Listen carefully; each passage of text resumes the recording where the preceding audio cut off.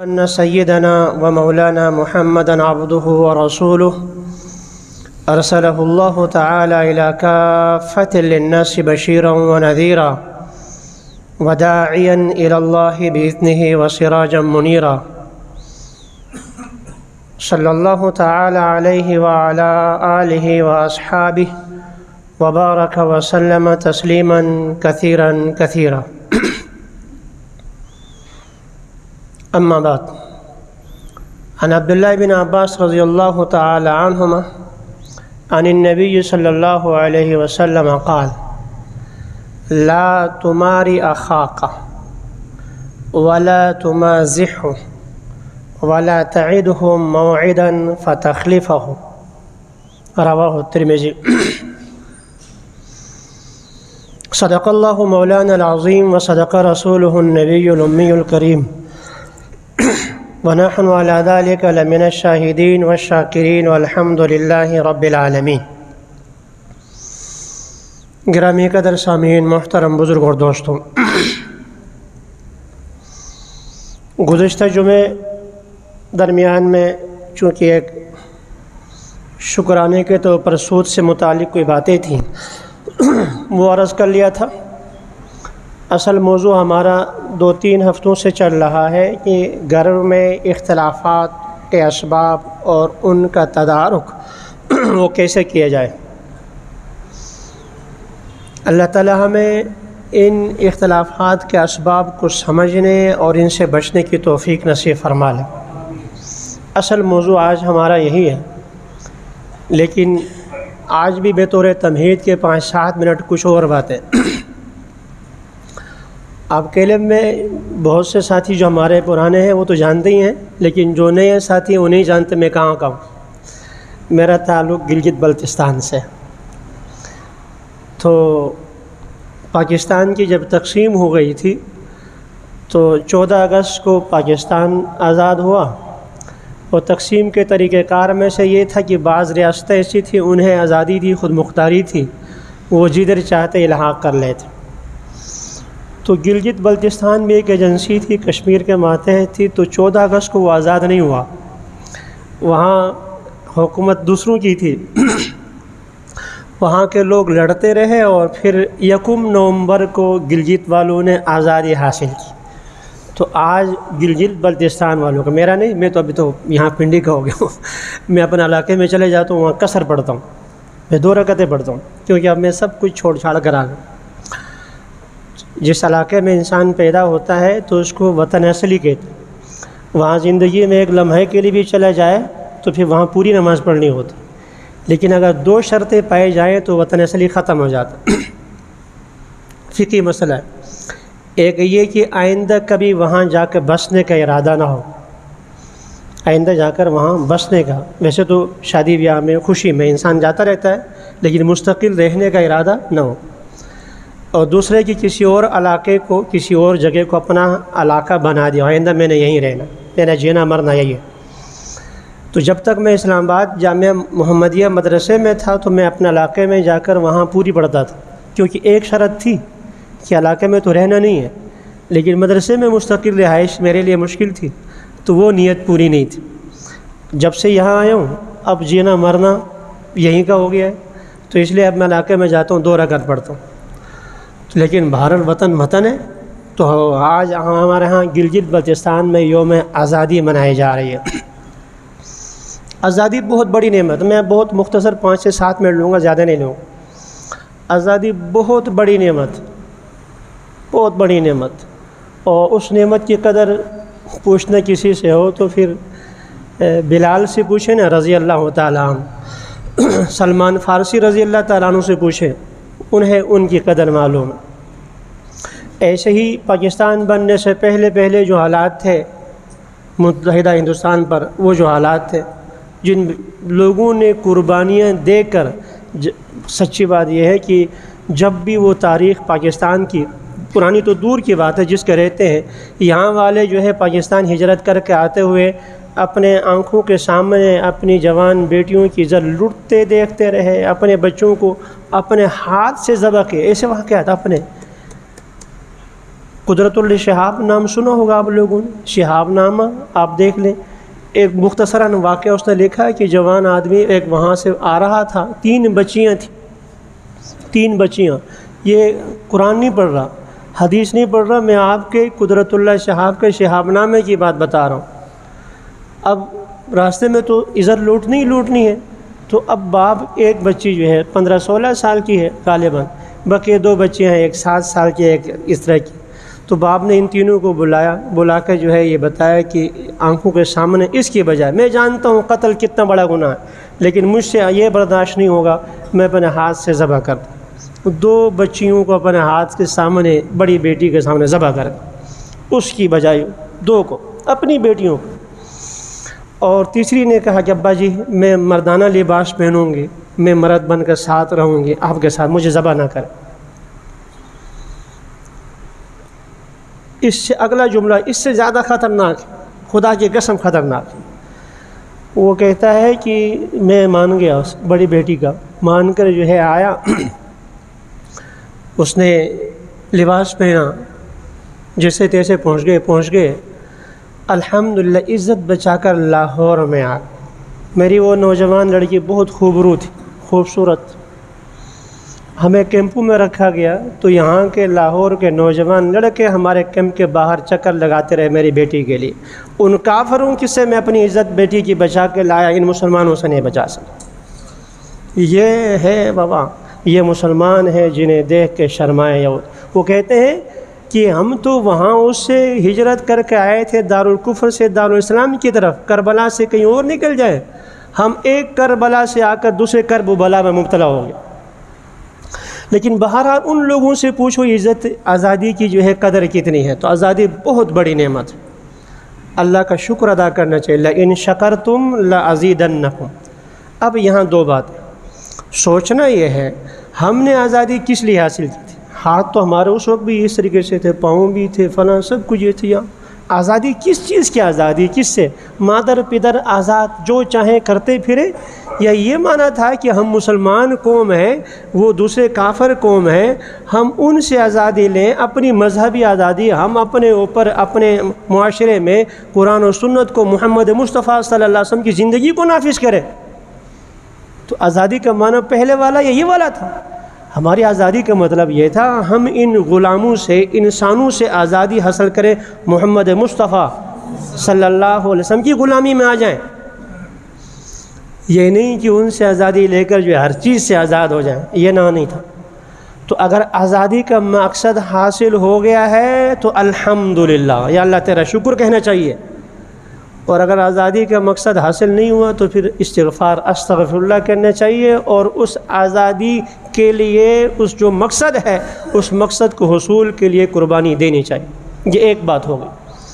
اور دوسری بات یہ کہ آج تمام سکولوں میں یا یہ قومی سطح پر جو آزادی کا دن منایا جاتا ہے، وہاں جو ہمارے دادے پردادے نے قربانیاں دی تھیں وہ بتایا جا رہا ہے، یا یہ ناچے گانے سکھائے جا رہے ہیں؟ گاؤں دیہات کے اسکول میں، ابھی ہمارے گاؤں کے جو ہے اسکول کی تصویر آئی ہے، ہمارے گاؤں اس میں بچے ناچ رہے ہیں، ٹبلو پیش کرو، فلاں کے ناچ رہے ہیں. کیا اسی ناچ گانے سے پاکستان آزاد ہو گیا تھا؟ اسی سے حاصل ہو گیا بھئی. جس چیز سے حاصل ہو گیا تھا، قربانیاں دی تھی ہمارے ماؤں بہنوں نے، اور انہوں نے، بوڑھوں نے، جوانوں نے، بچیوں نے قربانیاں دی تھیں. ان قربانیوں کا ذکر کرنا چاہیے. تجھ کو بتا دوں تقدیر امم کیا ہے. اقبال نے اسلامی تاریخ کو صرف دو مصروں کے اندر یہ پوری کی پوری تاریخ لا کر جمع کر دی. تجھ کو بتا دوں تقدیر امم کیا ہے. شمشیر و سنان اول، طاؤس و رباب آخر. جب نوجوانوں کے ہاتھ میں جو شمشیر ہو، نیزہ ہو، یہ ہو، تو پھر اسلام عروج پاتا ہے. اور ہاتھ میں بانسری ہو، میوزک ہو، تو پھر جو ہے تباہی و بربادی جو ہے نیچے ڈوبنے میں کسی کو کوئی روک نہیں سکتا. ایک آدمی خود ہی ڈوبنا چاہتا ہے، خود ہی جو ہے وہ ہونا چاہتا ہے، آپ کتنا اس کو اٹھا لیں گے؟ نہیں ممکن ایسا. اس لیے چاہے 14 اگست کی یوم آزادی ہو یہاں کی، یا 1 نومبر کی ہو، تو آزادی اس طرح منانی چاہیے کہ آزادی میں نمبر 1 شکرانہ ہونا چاہیے، اللہ کا شکر ادا کیا جائے، اور پھر جو ہے وہ جو ہماری اب تک کسر رہ گئی ہے کہ اس کو پورا کرنے کے لیے آگے کا لائے عمل ہونا چاہیے، اور جن ذرائع سے، جس واسطے سے، جن قربانیوں سے یہ ملک یا یہ خطہ آزاد ہو گیا ہے یا آئندہ جب آزاد ہو تو اس کے لیے آزادی کا جو طریقہ ہے وہ یہی ہے، ان کا قربانیوں کا تذکرہ ہونا چاہیے، نوجوان بچیاں ہوں ان کے اندر جو ہے، چھوٹے بچوں کے اندر قربانی کا جذبہ پیدا کرنا چاہیے، ناچ گانے کا نہیں۔ اللہ تعالی ہمیں عمل کی توفیق نصیب فرمائے۔ یہ بات درست ہے میرے خیال میں؟ تو یہ تو میں نے گلگت سے آزادی سے متعلق جو ہے 2-4 باتیں کی ہیں۔ اصل ہمارا موضوع ہے کہ گھریل میں اختلافات، ان اختلافات کیوں ہوتے ہیں اور ان سے بچاؤ کا سامان کیا ہے۔ رسول اکرم صلی اللہ علیہ وسلم کی حدیث میں اب تک جو 2 جمعے ہو گئے تو ان کو خلاصہ بیان کر رہا ہوں۔ اللہ کے نبی نے 2 مسلمان بھائیوں کے درمیان صلح صفائی کو بہت بڑی نیکی، نماز سے بھی، روزے سے بھی افضل قرار دیا ہے، ایک بات۔ اور دوسری بات میں نے یہ کی ہے کہ اختلافات ہمیشہ حق اور باطل کا نہیں ہوتا، حقیقت اختلاف جو مزاج کا، اللہ تعالیٰ نے 2 رنگ ایک جیسے نہیں بنائے، 2 قد ایک جیسے نہیں بنائے، تو اندر کا دماغ مزاج بھی ایک جیسے نہیں ہے، لہذا مزاج کے اختلاف کی وجہ سے اختلاف ہو سکتا ہے۔ اب تیسری بات یہ تھی کہ اختلاف کو ختم کرنے کے لیے نمبر 1 عاجزی، تواضع، ہر آدمی عاجزی اختیار کر لے، اور دوسری بات اس میں یہ تھی کہ انسان ایثار، قربانی والا جذبہ، میرا بھائی، یہ اس کو آگے کر لو۔ وَيُؤْثِرُونَ عَلَىٰ أَنفُسِهِمْ وَلَوْ كَانَ بِهِمْ خَصَاصَةٌ، صحابہ کرام کے جو ہے شان میں بیعت، یہ وہ اپنے دوسرے بھائیوں کو جو ہے اپنے اوپر ترجیح دیتے ہیں چاہے خود خسارے میں ہو۔ تو یہ سابقہ جمعوں کا خلاصہ ہے۔ آج ایک اور بات جو ہمارے درمیان اختلاف کا سبب بنتا ہے وہ کیا ہے؟ شریعت کا حکم یہ ہے کہ جب 2 بھائی رہتے ہوں، 3 بھائی رہتے ہوں، بھائی بہنیں رہتی ہوں، اکٹھے رہتے ہوں، باپ بیٹے اکٹھے رہتے ہوں، تو ہر آدمی کی ملکیت، ہر ایک کا ملکیت چیز الگ الگ ہونی چاہیے۔ ایک اصول بیان کیا ہے شریعت نے، تعاشروا کالاخوان وتعاملوا کالاجانب، رہو آپس میں محبت ایسی جیسے بھائی رہتے ہیں۔ سنشد عضودک باخیک، آپ کو آپ کے بازو کو میں قوت بخشوں گا آپ کے بھائی سے۔ موسیٰ علیہ السلام کے بارے میں فرمایا بھائی کے لیے بازو ہے، قوت۔ تو جیسے یہ 2 بازو ہیں، اسی طریقے سے 2 بھائی ہیں، تو آپس میں رہے تو بھائیوں کی طرح، تعاشروا کالاخوان، بھائیوں کی طرح رہو، معاشرت یوں رہو۔ تعاملوا کالاجانب، لیکن آپس میں معاملات کرو تو صاف ستھرے، بالکل تم جانتے ہو، ہر بات لکھی پڑھی الگ الگ ہونی چاہیے۔ شریعت کے اس اصول پر عمل نہ ہونے کی وجہ سے، باوجود یہ کہ ہزار آپ کے اندر نیک نیتی ہے، بہت جو ہے اللہ اخلاص ہے، پھر اختلاف ہو جاتا ہے۔ کیسے؟ اب اس کی 1-2-4 مثالیں جس میں ہم پھنستے ہیں، جو دارالفتہ میں بیٹھے والے ہمارا دماغ پھنس جاتا ہے۔ اب والد صاحب کا کاروبار ہے، ایک جو ہے سکول میں ملازم ہے بیٹا، ایک بیٹا باہر بیرون ملک میں یورپ میں کام کر، تیسرا بیٹا والد صاحب کے ساتھ دکان میں جاتا ہے آتا رہتا ہے، چھوٹا بچہ، پڑھائی کوئی نہیں، اسے پڑھائی کوئی نہیں۔ بڑے بیٹے نے جو ہے ماشاءاللہ ڈاکٹری کی، انجینئرنگ کی، وہ نوکری کر رہا ہے، اور دوسرے بیٹے میٹرک کر کے باہر چلا گیا، وہاں پر کام کر رہا ہے۔ تیسرا بیٹا 5ویں جماعت سے ہی باپ کی دکان میں، پان کی دکان ہے کریانے کی، اسی میں کام کرتا رہا۔ 25-30 سال اس بچے نے باپ کے ساتھ کام کی۔ اب یہ والا بھائی ریٹائر ہو گیا، وہ والا باہر والا بھائی بھی اندر آ گیا، شادیاں بھی ہو گئی، بچے بھی ہو گئے۔ اب باپ دکان سے بڑھ کر جو فیکٹری ہو گئی، پورا اسٹور ہو گیا، مدرکہ شنکری ہو گیا، باپ تقسیم کرنا چاہتا ہے، یا باپ کا انتقال ہو گیا۔ اب بتاؤ، اب تو بچے ہو گئے تھے نا، اس کے بچے بھی ہو گئے، اس کے بچے بھی ہو گئے، تو یہ جو بیٹا باپ کے ساتھ کاروبار کر رہا تھا، اس کی کیا حیثیت؟ 3 حیثیتیں ہو سکتی ہیں۔ کوئی بیٹا باپ کے ساتھ کام کرے، ویسے تعاون کر رہا ہے، باپ کے ساتھ تعاون، کتنے کام ہم کرتے ہیں باپ کے ساتھ تعاون، بطور تعاون کے۔ 1 نمبر 2، بیٹا باپ کا ملازم ہو، ملازمت کے تو تنخواہ، اور تیسری چیز یہ کہ باپ کا پارٹنر ہو، پارٹنر ہے، پارٹنر کے احکام الگ ہیں، ملازم کے احکام الگ ہیں، اور جو تعاون ہے اس کے احکام الگ ہیں۔ 25 سال تک کچھ بھی نہیں کہا، ویسے ہی گھر میں رہا، اور کھاتے پیتے رہے۔ اب اگر الگ ہوتے ہیں اور یا باپ کا انتقال ہوتا ہے تو یہ جو چھوٹی سی کریانے کی دکان تھی اب جو ہے کیش اینڈ کیری بن گئی ہے۔ یہ جو 3 بھائی ہیں شریعت کے میں ان تینوں میں برابر تقسیم ہوتی۔ اس بیٹے کو باپ کے ساتھ معاون تعاون کرنے والا شمار کیا جاتا ہے۔ اب بتاؤ وہ بیٹا جو ملازم اس نے الگ سے اپنے پلاٹ بھی لے لیے، ان کی تنخواہ بھی الگ ہے، وہ باہر والے اس نے اپنے بنا لیے۔ یہ جو 25 سال صرف یہ نہیں بلکہ ان ملازمین کے بچوں کی خدمت بھی کرتا رہا۔ یورپ والا ان کے بچے گھر میں رہے، ان بچوں کو جو اسکول میں لے کے جانا لے کے آنا یہ بھی کرتا رہا۔ یہ سب کچھ کرنے کے باوجود اب 2-4 کروڑ کی یہ ہے فیکٹری تقسیم ہو رہی ہے تو اس کو بھی مل رہا ہے، اس کو بھی۔ اب یہ بیچارہ روئے گا نہیں تو کیا کرے گا؟ اب لڑائی ہوگی نہیں ہوگی؟ لڑائی ہوگی۔ پہلے دن معلوم ہونا چاہیے یہ بیٹا باپ کے ساتھ جو کام کر رہا ہے اس کی کس کی کیا حیثیت۔ جب ہم کہہ دیتے ہیں اس طریقے سے کہتے ہیں مفتی صاحب چھوڑو یار، باپ بیٹے میں کوئی بات ہوتی ہے؟ اور باپ بیٹے میں کوئی بات نہیں ہوتی۔ جب باپ چلا جائے پھر بھائی ہوں پھر بیٹے ہوں، آپس میں باہر سے بہویں آئیں نا، ایک وہاں سے خاتون آ رہی ہے، ایک وہاں سے آ رہی ہے، ایک وہاں سے، تو پھر جو ہے مرغی کی ٹانگوں میں ایک بڑی ایک چھوٹی ہو جاتی۔ مشہور واقعہ ہے نا کہ 3 بھائی آپس میں رہتے تھے، وہ بالکل ٹھیک ٹھاک۔ ایک بوڑھا میاں ان کا دور کا آیا، اس نے بڑی تعریفیں کی، فلاں فلاں ماشاء اللہ آپ کے یہ اتنے بچے ہو گئے ہیں، سب ٹھیک رہے۔ تو وہ جو بہویں تھیں ان کی یہاں وہ سن رہی تھی، ان کی کوئی تعریف ہی نہیں کی۔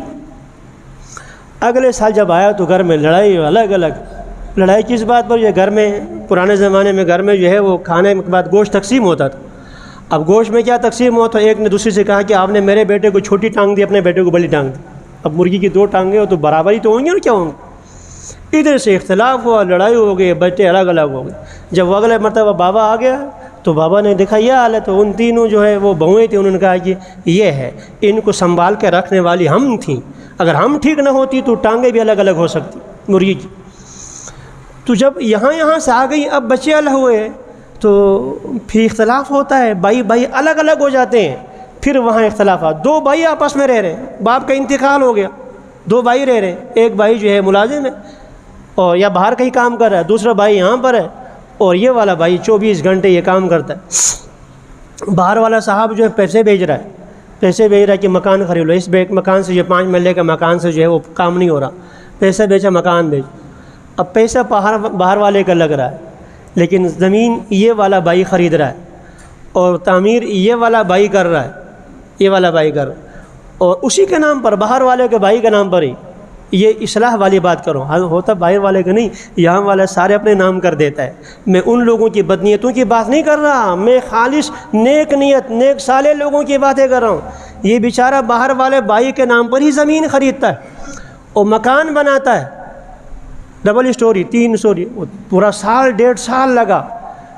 اب آ کر جو ہے وہ بھائی باہر سے آگے اختلاف ہو گیا، جدا ہونا ہے، تو باہر والا مکان وہ تو بھائی زمین اس کے نام پر ہے، پلاٹ تو اس کے نام پر ہے، پیسہ تو اس کا آیا ہے۔ یہ جو 1.5 سال مستقل خوار ہوتا رہا بھائی کے ساتھ تعاون ہے، تجھے کچھ بھی نہیں ملے، یہ کہیں گے مفتی صاحب تو یہی کہے گا اور کیا کہے گا؟ شروع میں طے ہونا چاہیے تھا کہ آپس کا معاملہ کیا ہے۔ آپ جو بائک کے لیے مکان بنا رہے ہیں، جیسے پراپرٹی والے بنا رہے ہیں، آپ کی حیثیت یہ والی ہے، ٹھیکیدار والی ہے، یا آپ اس میں پارٹنر ہیں؟ شروع میں یہ طے نہ ہونے کی وجہ سے اب معاملہ یہاں تک پہنچ گیا۔ اس لیے شریعت کا اصول کیا ہے؟ تعاشروا کالاخوان، رہو تو آپس میں بھائیوں کی طرح، تعاملوا کالاجانب، اور آپس میں معاملات ایسے کرو بالکل الگ الگ، ہر چیز یوں ہونی چاہیے۔ یہ پہلا معاملہ تھا کہ آپس میں بھائیوں کا ہو یا والد بیٹے کا ہو، ہر معاملہ الگ الگ ہونے چاہیے۔ میاں بیوی کا مسئلہ ہوتا ہے، شادی ہوگی، زیور جو ہے وہ خاتون کہاں وہ اپنا زیور لے کر آتی، جہیز کا سامان بھی ہوتا ہے، کچھ جو ہے ادھر دلہا والے کی طرف سے ہوتا ہے، ڈال دیا زیور پہنا دیا، کچھ چیزیں دے دی، یہ نہیں بیان کہ یہ آپ کو ہدیہ ہے، تحفہ ہے یا عاریتن ہے، ایسے ہی پہنا دیتے ہیں عاریتن۔ اب 2 سال 4 سال 10 سال کے بعد جدائی ہو جاتی ہے یا خدا نہ خواستہ بیٹے کا انتقال ہوتا ہے، اب اس موقع پر جو ہے اختلاف ہوتا ہے، ہمارے پاس آ جاتے ہیں وہ زیور ہم نے تو ایسے ہی پہننے کے لیے دیا تھا۔ یا معاملہ یہ ہوتا ہے میاں جو ہے حالات ٹھیک نہیں ہوتی، بیوی اپنے گھر سے ماشاءاللہ 5-10 تولے سونا لے کر آتی ہے، وہ اپنے میاں کو کہتی ہے کہ میرا زیور بیچ لو اور اسے تم کاروبار شروع کرو، میرا زیور بیچ لو، ٹیکسی خرید لو، اسے جو ہے تم چلاؤ۔ وہ ٹیکسی خریدتا ہے، ٹیکسی سے جو ہے اگلی گاڑی ہوتی ہے، ہوتے ماشاءاللہ یوں 10 سال کے بعد جو ہے بھائی کا انتقال ہو گیا۔ اب یہ بیوہ خاتون ہیں، 2 چھوٹے چھوٹے بچے ہیں اور 7 ان کے بھائی ہیں، کہتے ہیں میراث میں تمہارا اتنا حصہ، یا بچے ہی نہیں ہیں، اولاد ہی نہیں ہوئے، میراث میں ہمارا حصہ یہ ہے اور تمہارا حصہ تو ایک بیوہ کو اگر اولاد موجود نہ ہو تو بیوہ کو تو چوتھا حصہ ملتا ہے، تمہارا چوتھا۔ وہ کہتی ہے یہ سارا کاروبار، یہ گاڑی، جو کچھ بھی ہے وہ تو میرے زیور سے تھا، اس کا کچھ بھی نہیں ہے۔ اب سوال یہ کہ شروع میں آپ نے زیور دیتے وقت یہ زیور بھائی اپنے میاں کو ہدیتاً تحفتاً دے دیا تھا یا کاروبار کے لیے کہا پارٹنر کے طور پر دیا تھا؟ طے شروع میں نہیں ہوا میاں بیوی میں۔ ایسے موقع پر مفتی صاحب کہہ دیں کہ آپس میں طے کرو، لڑائی آپ آپس میں ہم یہ کر رہے ہیں، ہم تو آپس میں میاں بیوی ہیں۔ والد صاحب کا انتقال ہو جاتا ہے، امام ابو حنیفہ رحمۃ اللہ تعالیٰ علیہ موجود، ایک بیمار پرسی کے لے گئے ہوئے، چراغ جل رہا ہے اور جیسے ہی روح نکل گئی آپ نے جو چراغ بجھا دیا۔ لوگوں نے کہا یہ کیا بات ہو گئی، یہ اندھیرا ابھی تو زیادہ ضرورت تھی۔ فرمایا کہ یہ ڈیوا جل رہا تھا، اس تیل کا مالک یہ بابا تھا، یہ بابا اس تیل کا مالک تھا، اب انتقال ہو گیا تو اس تیل کا مالک یہ نہیں ہے، ان کے اولاد ہے، اولاد کی اجازت کے بغیر یہ تیل نہیں جل سکتا۔ مفتی شفیع صاحب رحمۃ اللہ تعالیٰ علیہ، مفتی تقی عثمانی صاحب کے والد، خود لکھا مفتی تقی صاحب نے کہ ہمارے والد صاحب کا انتقال ہوا، ابھی تدفین نہیں ہوئی، تو ڈاکٹر عبدالحی عارفی رحمۃ اللہ تعالیٰ علیہ مشہور بزرگ ہیں، ان کے شیخ ہیں، آئے گھر میں، کمزوری تھی بہت، نکاہت تھی، تو والد صاحب کے خوراکوں میں وہ خمیرہ تھا طاقت کا، ہم نے کہا حضرت یہ تھوڑا سا نوش فرما لے تو آپ نے فرمایا کہ یہ کس کا، یہ والد صاحب کا تھا، کہا یہ والد کا نہیں ہے، اب اولاد میں ہو گیا، اب میرے لیے کھانا جائز نہیں۔ مفتی صاحب کہتے ہیں کہ ہم نے کہا کہ ہم مفتی صاحب کے والد صاحب کی تمام تر اولاد بالغ ہیں، عاقل بالغ ہیں، سب موجود ہیں، سب کی اجازت سے ہم آپ کو دے رہے ہیں، تب آپ نے نوش فرمایا۔ تو والد کے انتقال کے بعد فوراً میراث تقسیم ہونی چاہیے، اب تقسیم ہوتی نہیں ہے، بہنوں کو بلایا جائے لینے کے لیے، ہم بھائیوں سے ہم نہیں لیتی، شہر میں تو کھینچ کے لیتی ہیں، گاؤں دیہات میں لیتی نہیں ہے، ہمارے ہاں علاقے میں، پٹھانوں کے علاقے میں میراث لینے کو ایب اور پتہ نہیں کیا سمجھتے، کہتے ہم آئیں گے بچوں میں، آپ کہاں کھاتے پیتے رہیں گے، آپ کہاں سے پھلوں سے جو چاہیں کھائیں، جو چاہیں جتنا دودھ لیں، بس باقی ہم میراث نہیں لیتے۔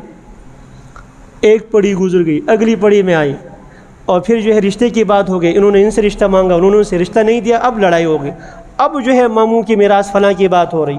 تو اس طرح خاتون کے کہنے سے تو میراث تو ختم تو نہیں ہوتی، میراث کا حق تو ساقط نہیں ہوتا۔ اب آتے مفتی صاحب کے پاس کہ وہ پردادا سکڑ دادے کی میراث تقسیم کرو، اس کے بعد 10 اور مر چکے ہیں، اب مفتی صاحب کرے تو کیا کرے گا؟ ہونا کیا چاہیے، ادھر انتقال ہو گیا، ادھر فوراً میراث تقسیم ہونی چاہیے۔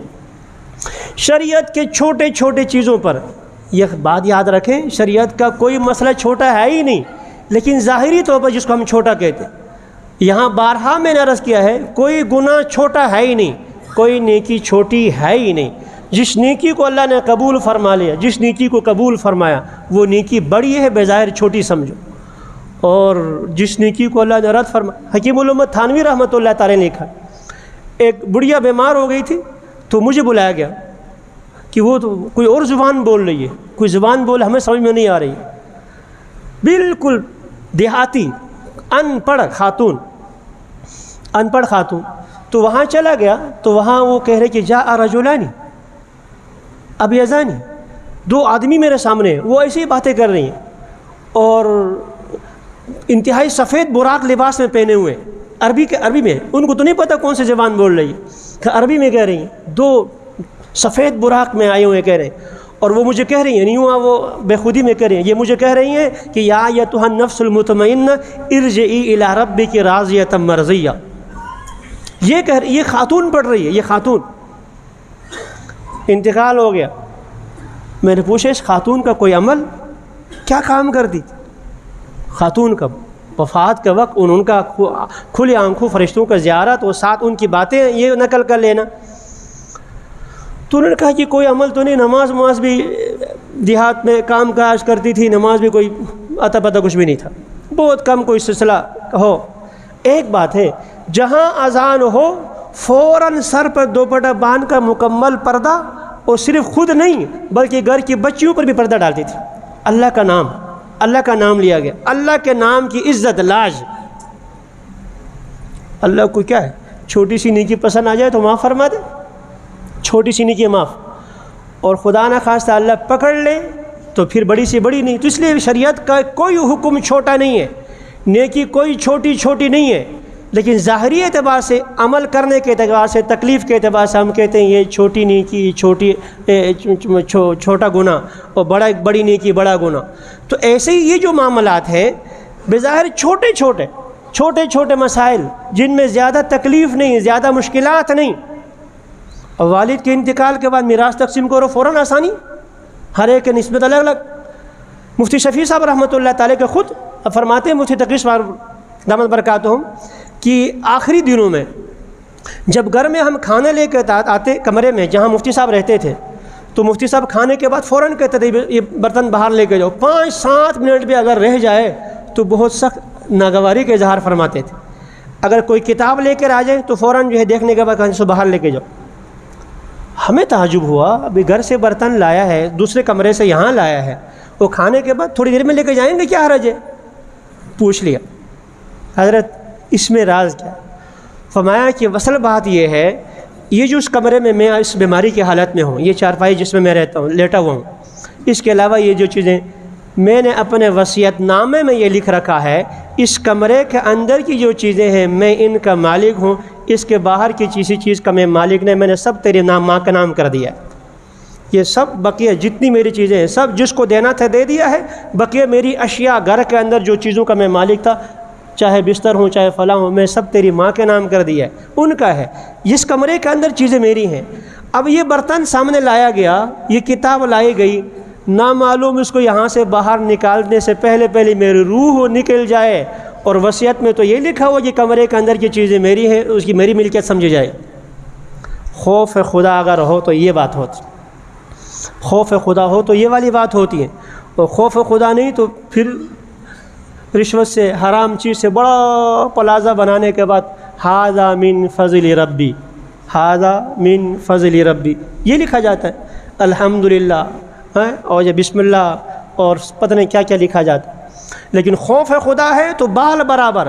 صحابہ کرام چھوٹی چھوٹی باتوں پر جو ہے، چھوٹی چھوٹی باتوں پر اپنے آپ کے لیے منافق کہتے تھے، اپنے آپ کو میں تو منافق ہوں. اور لکھا ہے کہ ان پر جو کوئی خدا نخواستہ گناہ ہو جاتا تو وہ یہ سمجھتے تھے کہ کوئی پہاڑ اوپر پر چڑھا ہوا ہے، اور ہم گناہ کبیرہ کرنے کے بعد بھی ایسے جیسے یہاں ناک پر مکھی آ گئی تھا ہم نے یوں اڑا دی. تو اصل چیز کیا ہے؟ اصل چیز یہ ہے کہ خوف خدا ہو، شریعت پر عمل ہو.